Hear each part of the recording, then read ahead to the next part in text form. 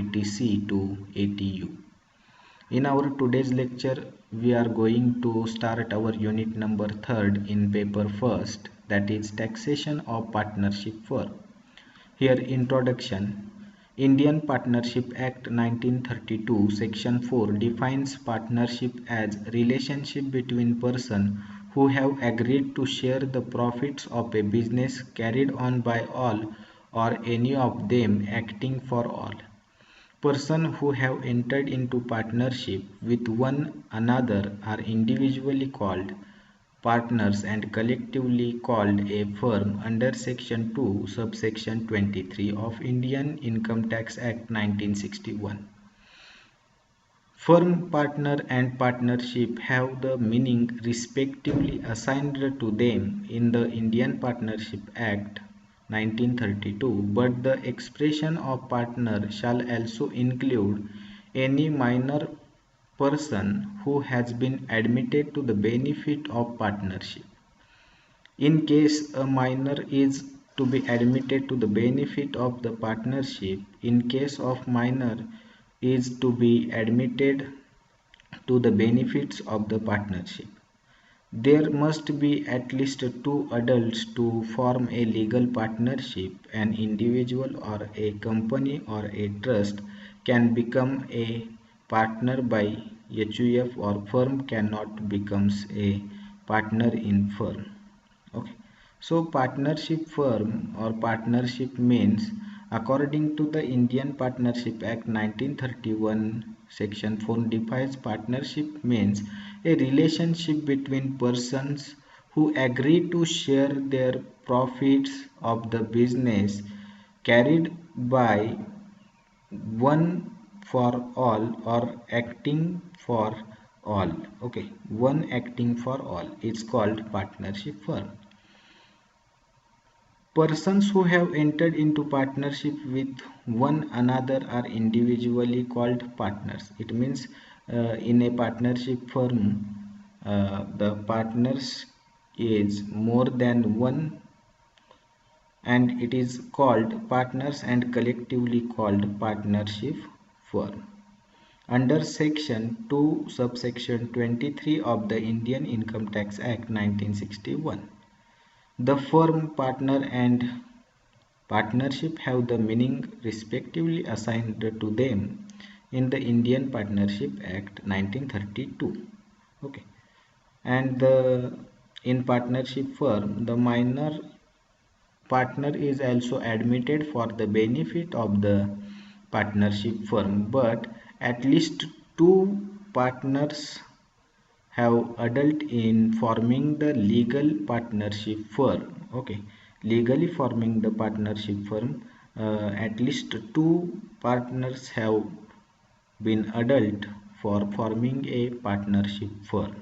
Okay, and HUF or trust or company cannot become a partnership firm. Okay, so partnership firm is partnership firm means it is a relationship between two or more persons to agree to share the profits of the business organization. Okay, according to the Indian Partnership Act 1932. Here assessment of firm. Assessment of firm under Section 184. The silent feature of taxation of partnership firm are as under. The firm will be taxed as a separate entity. There will be no distinction between registered and unregistered firms. So the firm will be taxed as separate entity because the firm and the ownership is the separate from business. Okay, so the firm will be taxed as a separate entity. There is no any difference between registered and unregistered firms. Okay, second feature is the share of the partner in the income of the firm will be exempted under Section 10 subsection 2A in computing the individual income of a partners.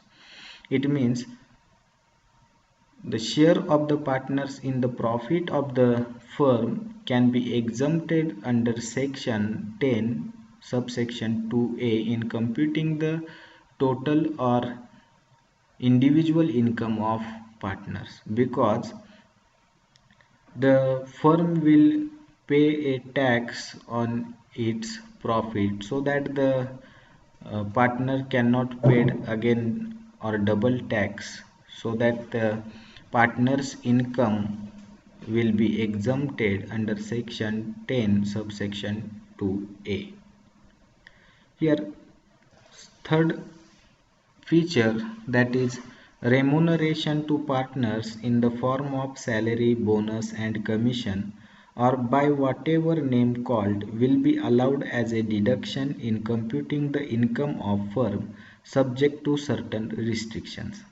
So here the firm has allowed to deduct remuneration of the partners, or salary paid to partners, bonus given to partners, commission given to partners. Okay, so all these expenses are allowed to the firm for deduction in computing the firm's total or taxable income. Okay, but here some restrictions is given, and that restriction is the partner is a working partner. Okay, he is working in the firm, then his salary will be allowed for deduction. Okay, those partner who are not working in the firm are not allowed to deduct the salary from total or from expenses or as expenses of the firm. Okay, only working partner has allowed to deduct the salary as expenses of the firm. Okay, then next, the firm paying interest on funds employed by partners can claim deduction in respect of such interest paid up to maximum 12% per annum. It means interest on fund employed by partners can be claimed deduction in respect of interest paid up to maximum 12%. It means uh, not more than 12% allowable deduction for interest. Okay, so within 12% the deduction can be allowed for the firm or partner who employed their fund in the partnership firm. Next, the income of the firm will be taxed at a flat rate of 30%. So the total income or total taxable income of the firm is of flat rate of 30%. So 30% is taxable income of the firm. Okay, so 30% profit or profit, whatever the profit of the firm, the 30% tax will be paid by the firm. Okay, it is a flat rate of taxed.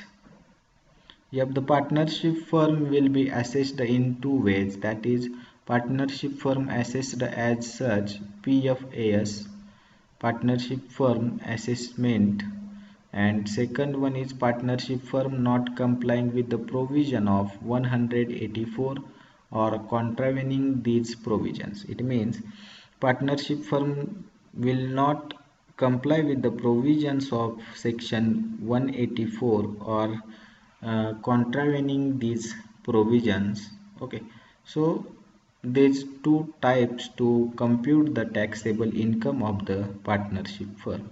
So here partnership firm assessed as such PFAS. In order to avail the status of PFAS, a firm should satisfy the following 5 conditions. Okay, so here 5 condition is given to you, that is first is a firm must be evidenced by an instrument such as partnership deed or other documents containing terms of partnership firm. Okay.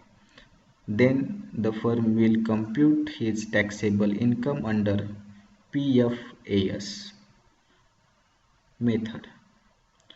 Second point, that is individual share of partner should be specified in instrument.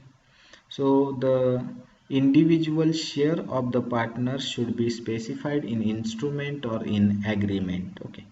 Third point, a certified copy of instrument should be submitted along with the first return of income of firm. A certified copy of instrument or agreement should be submitted at the time of filing income tax return of the firm first time. Okay. Fourth, revised instrument must be furnished with returns whenever there are changes in constitution or profit sharing ratio. In changes of agreement or instrument, the firm will furnish this information while filing income tax return. Okay. Whatever the changes will be made in instrument will be furnished during filing income tax return. For example, changes in constitution of firm or changes in profit sharing ratio of the partners. The firm can furnish all the instrument or all the agreements changed by the partners at the time of filing income tax return.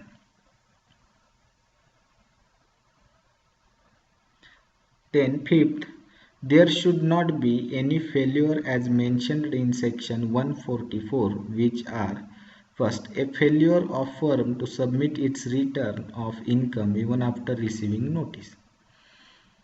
Failure to comply with all the terms of notice under section 142 subsection 1 requiring the firm to produce specified accounts, documents or information or to get the accounts audited. If the firm does not comply with the provision or with the notice under section 142 subsection 1 requiring to firm to produce specified accounts or documents or information or to gets the accounts audited from auditor. Okay. So C point, failure to comply with all the terms of notice under section 143 subsection 2 requiring an attendance before assessing officer or the production of evidence in support of return filed. Once firm assessed as PFAS Once firm assessed as PFAS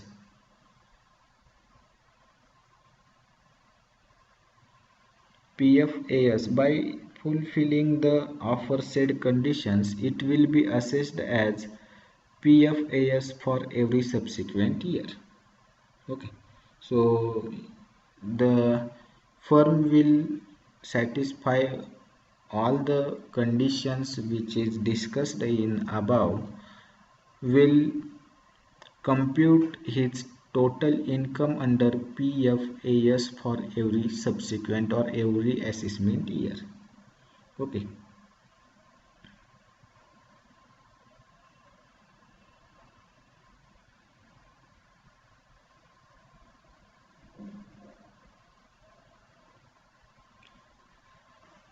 Then next method of computation of total income of firm is partnership firm not complying with the provisions of section 184 or contravening the provisions of this section. Okay. So here, if the firm cannot comply with the provision of 184 section, then the firm will assess his or compute his tax by this method. So here, computation of total income of firm. The total income of a firm shall be computed under the various heads of income in usual manner, keeping in view the residential status of firm. However, while computing the income from business or profession, the following points should be carefully considered. So here, computation of total income, if the firm cannot comply with the provisions of 184, firm cannot satisfy the above discussed the conditions of PFAS, then the firm will compute his total income as computation of total taxable income of the business or partnership, business or profession. But some points should be taken into consideration while computing the total taxable income of the partners or partnership firm. Here first point is interest to partners or interest on capital of the partners. Okay, it is interest to partners, it means interest on capital of the partners. Interest paid to partners exceeding 12% per annum is disallowed. It means 12% or interest paid on capital of the partners is more than 12% per annum, then it is disallowed expenses of the partnership firm. Remember this, interest paid to the capital of the partner, not more than 12% interest is paid to the partners. It means exempted up to 12%. Interest on capital is exempted up to 12% per annum. Okay, if for example any firm can pay 15% interest on capital of the partners, then 12% interest on capital will be allowed for deduction. It means 3% interest will be disallowed for deduction, and that 3% interest will be taxable under partnership firm or under the income of partnership firm. Second point, remuneration to partners. Here, the remuneration paid to partners in the form of salary, bonus, commission, etc. is allowed as deduction if, so here the condition is given, so remuneration, or we discuss the salary of the partners here, salary of the partners, here some certain restrictions is given. The remuneration to the partners in form of salary is allowable for deduction, and certain restrictions or certain condition is given to you, that is remuneration paid to partners in the form of salary, bonus, commission, etc. is allowed as deduction if it is paid only to the working partners. It means if the salary is paid to working partners, then this salary is allowed for the firm for deduction or allowed as a expenses of the firm if the partner is working in the firm. Second, it is authorized by the partnership deed. In your partnership deed, if you mention it, then it will be authorized in your partnership deed, then it will be allowed for deduction as a expenses or expenditure of the firm. Third, it does not pertain to period prior to the partnership deed, and fourth, it does not exceed permissible limits. So here permissible limits is given to you. The firm cannot deduct overall salary of the partners as expenses of the partnership firm. Here some permissible limits are given to you, that is in case of any firm in case of any firm, the allowable deduction of salary of partners to that firm is given here. See the chart, you can understand easily. On the first, rupees 3 lakh of the book profit or in case of loss. It means if the 3 lakh of the book profit or loss, then allowable deductions to firm as salary deduction is, so remember this, if the first salary or first 3 lakh or salary paid more than 3 lakh. So up to 3 lakh allowable deduction for firm is up to 3 lakh. Okay, got it. Up to 3 lakh allowable deduction for firm is 1,50,000. Okay, 1,50,000 or 90% of book profit, or 90% of book profit, whichever is more, whichever is more, whichever is more. So remember this, up to 3 lakh salary, the allowable deduction for firm is rupees 1,50,000 or 90% of book profit, whichever is more. Okay, got it. And above 3 lakh, so up to 3 lakh 90% or 1,50,000, whichever is more. Above 3 lakh, the remaining balance, for example, if salary paid to partners is 4 lakh, then 4 lakh minus 3 lakh, 3 lakh, that is slab 1, 1 lakh 52 or 90, 1 lakh 50 or 90% of book profit. Above 3 lakh, it means remaining balance, on the remaining balance, that is 1 lakh, 1 lakh, that is allowable deduction for 1 lakh is 60% of book profit. Okay, 60% of book profit, remaining balance, on remaining balance. Got it, the allowable deductions. Okay, so here the allowable deductions is given to you, or permissible deductions for working partners remuneration. Okay, so this part of partnership firm is very important during computing the total taxable income of the firm. Other points are very easy. We compute a income or gain of business profession. Same format is here. Net profit as per profit and loss account. Then we add disallowable or inadmissible expenses. Okay, and then we deduct a allowable income of the firm. Okay, same as it is, we compute the income and gain from the business or profession. Same format will be applied for computation of taxation of or taxable income of partnership firm.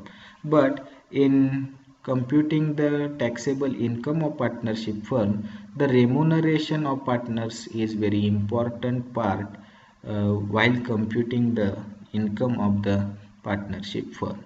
So remember this, your all solution is depend on the, or all total taxable income is depend on the remuneration of partners.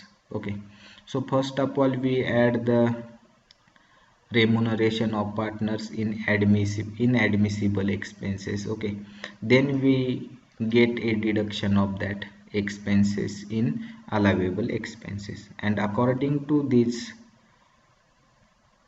permissible limits we can get a deductions of salary or remuneration of partners. Here deduction from gross total income. So in order to ascertain total taxable income of the firm, the following deductions can be claimed under chapter 6A from the gross total income of the firm. So the gross, the firm or the partnership firm will take a deduction under chapter 6a, and these deductions or the sections is given to you, that is deductions or allowable deduction under section 80G, 80GGA, 80B, 80BA, 80C, 80D, 80I, 80IA, 80IB, and 80JJA. However, the deduction in respect of long-term capital gain are not allowed from the aforesaid section. So the long-term capital gain cannot be allowable as deductions from gross total income under section 80G to 80JJA. Okay, so today we are discuss the meaning of partnership firm and how to compute the taxable income of the partnership firm. So while computing the partnership firm, we have to compute the total taxable income of the partnership firm by two methods, that is PFAS and the condition which we are discussed in our this lecture.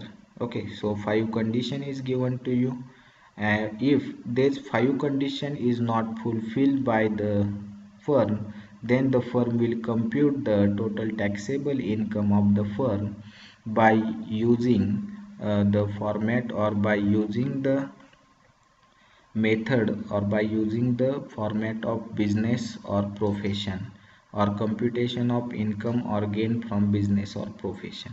But some points should be taken into consideration while adopting the format of business or profession. So here some point is given, that is interest or interest to partners. It means interest on capital to the partner. So interest on capital of the partners is allowable deduction is up to 12%. Okay, it is inadmissible exceeding 12%. Okay, or disallowable above 12%. Okay, remuneration of partners should be taken into consideration when computing the total taxable income of the partnership firm.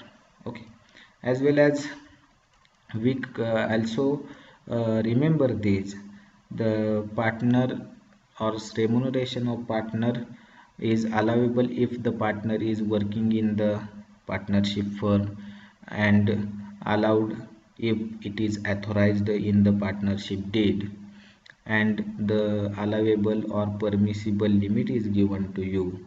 So, okay, so today's lecture we are study a partnership firm and computation of partnership computation of total taxable income of partnership firm under two methods. Okay, we use a second method to compute a taxable income of the partnership firm. In our next lecture we are study a format to preparation or to computation of. Okay, in our next lecture we are study a format to computation of total taxable income of the partnership firm and elements of partnership deed. First of all we study a elements of partnership deed, and then we go ahead to study a format of computation of total taxable income of the firm. Okay, so here we stop the lecture. Thank you very much.